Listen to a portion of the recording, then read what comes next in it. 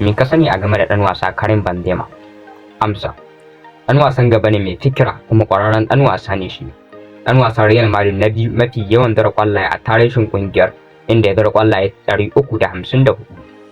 Karim Benzema ya lashe kofuna 25 tare da kungiyar kwallon kafa ta Real Madrid, ciki har da La Liga 4, Copa del Rey guda 3 da kofin zakarun nashiyar Turai guda 5, FIFA Club World Cup 5, European Super Cup 4, Spanish Super Cup 4. Abin mamaki ga rayuwar wannan dan wasan shine kawo yanzu a tarihin Benzema bai taba samun jan kati ba, duk da fafatawar da yake yi da masu tsaron baya a yunkurinsa na zura kwallo a raga. Ya kasance ɗaya daga cikin 'yan wasan da suka taka rawar gani a kakar 2021-2022, kokarin da ya sa ya lashe kyautar Ballon d'Or na shekarar 2024. Baya ga wannan, me ka sani akan ɗan wasa Karim Benzema? Muna da amsar ku a sashin comment.